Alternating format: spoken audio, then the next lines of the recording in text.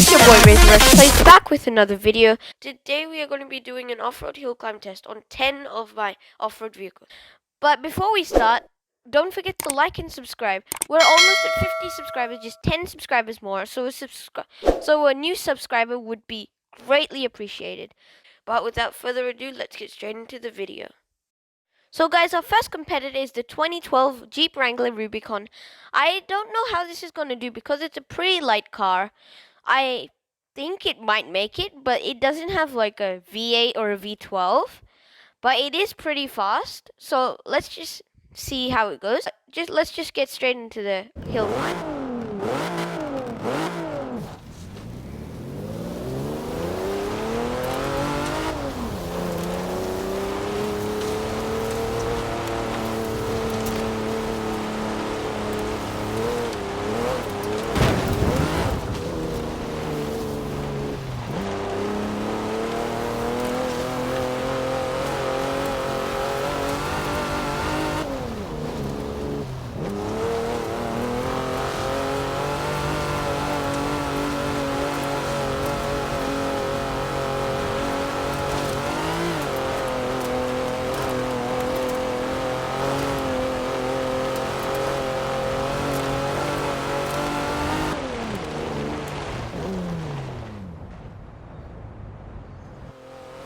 So guys, the 2012 Jeep Wrangler Rubicon made it up the hill with a little bit of difficulty.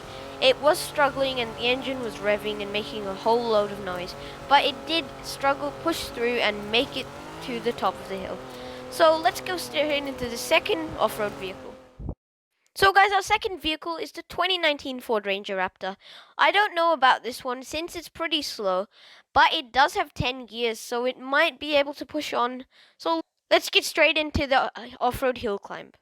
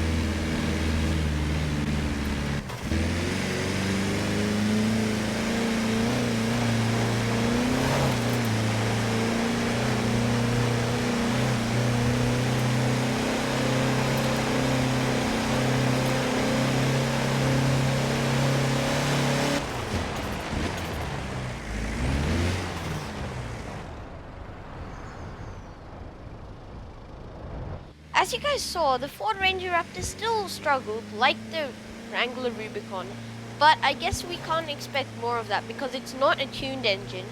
But I've done modding off camera, and this can go like up to a V12, and that's a lot of power. So if we had all the mods in, it would have been able to get up to the top of the mountain. But without further ado, let's get to the third car. So guys, our next car or truck is the 2017 Ram 2500 Power Wagon. So this is a Dodge Ram, so I definitely expect a bit more of this since it has a lot of power. As the name suggests, Power Wagon. So this should have a lot of power. I've driven this around a lot of times and I can hear by the engine, it's definitely a beast even when it's stock. So let's get into the hill climbing test.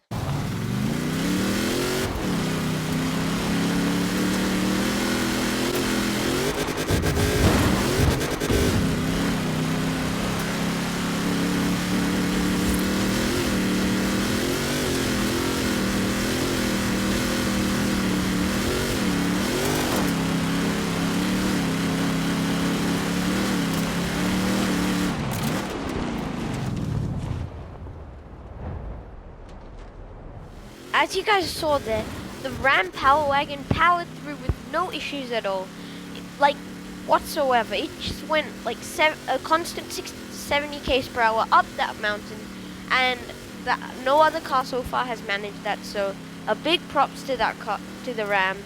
leave a like if you think the Ram is sick, and let's get straight into the next vehicle. Our next competitor is the 2016 Bentley Bentayga. I definitely think this one can make it because it has a more powerful engine like the Dodge Ram. So let's just see the results and let's get straight into the hill climb test.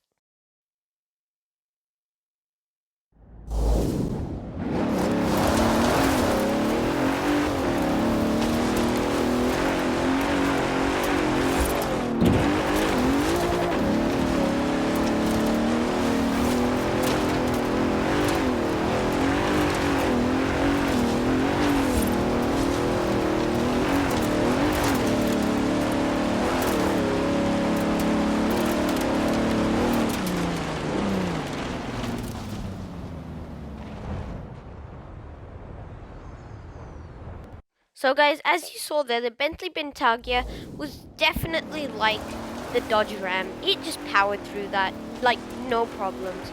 So I think these two cars have more powerful engines. That's why they were capable. So let's get straight into the fifth vehicle. So guys, our next vehicle is the Mercedes-Benz G65 AMG. So this is also, along with the Ram and the Bentley Bentayga, this is definitely a more powerful vehicle, I would say, because this has an AMG. Like, it's an AMG, it's over. So it's definitely gonna rock this mountain. So let's get straight into the hill climb.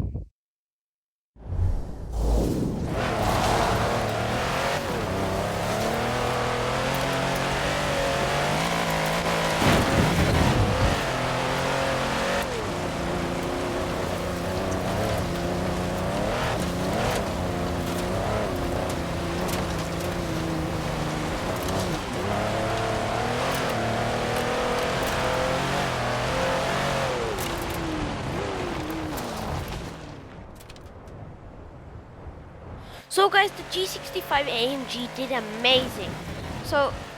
But the only problem was near the top I started losing a bit of traction, which the other cars like the Ram and the Bentayga did not do. So I don't know what that was. Maybe it's a bit more power, that's why it's losing traction. But I think it did really well. So let's get into the next vehicle. So guys, for our sixth competitor, we have the Jaguar FPace S. So this is a Jaguar, so I don't know how it's going to do. Jaguars are mostly track cars, but this one's the SUV, and if it's an SUV, should be able to do a tiny bit of off-roading. So I don't know how this is going to go, whether it'll have good traction, whether it'll have good weight ratio, but let's find out.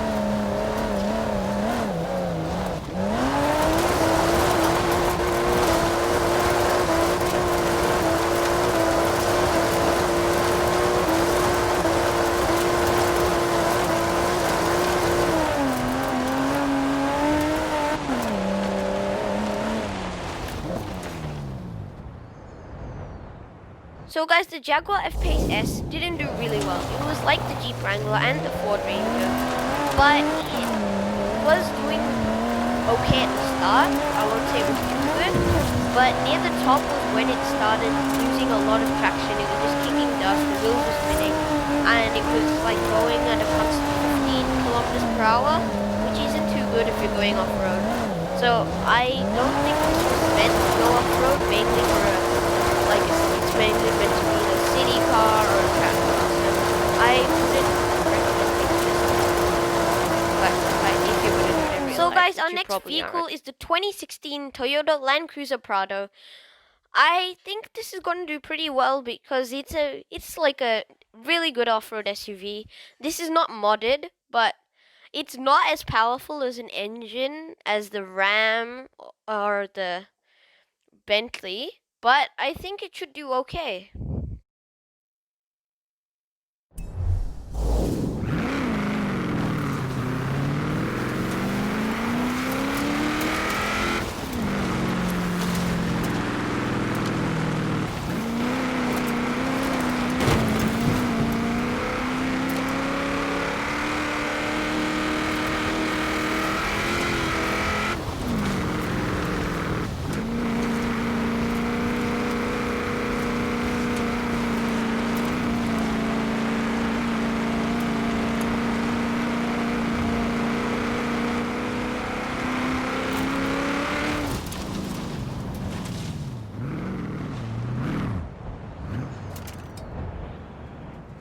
So guys, as you can see that the Toyota Land Cruiser Prado did okay. It wasn't as fast as the Bentley Bentayga or the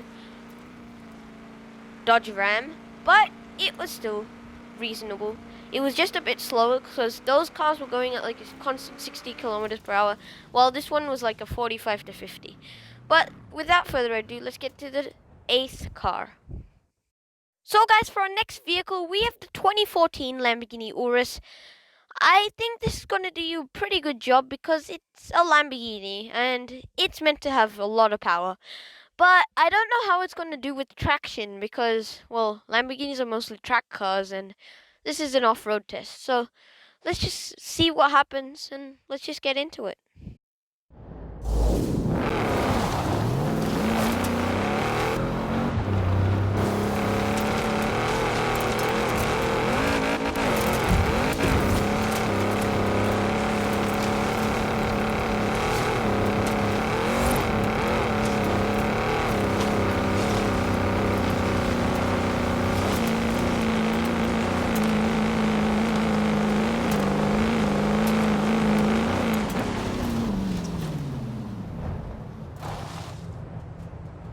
So guys, the Lamborghini Urus, as expected, did an amazing job. So a pattern I've seen is all the cars with good engines, like high-powered engines, go around 60 to 70 km per hour. So I haven't seen any cars yet that have gone above it. So let me know in the comments who you think won this. I'm going to do a vote, and whichever car gets the most votes in the comments will be the winner of this challenge. But let's just get into the next car.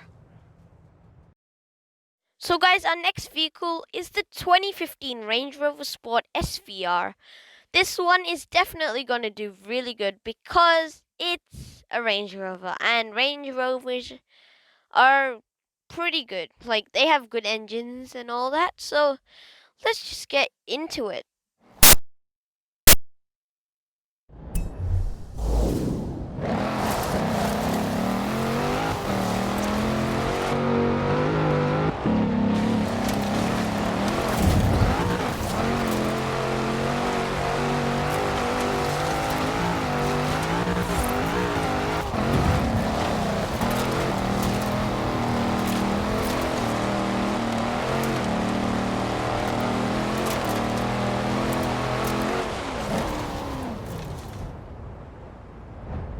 The Range Rover Sport SVR did the same as all the others. So as you could tell, most of the fast cars are just gonna max out at 70. So I guess that's the fastest they can go up the hill. But towards the end, they're just like slowing down to about 60 to 65. But then again, that was a pretty good run. So let's get into final car. So guys, our last vehicle is the 2019 Porsche Macan Turbo. This one is obviously going to do a good job because it's a Porsche.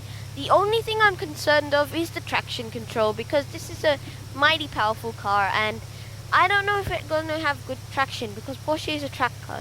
But let's just dive into it.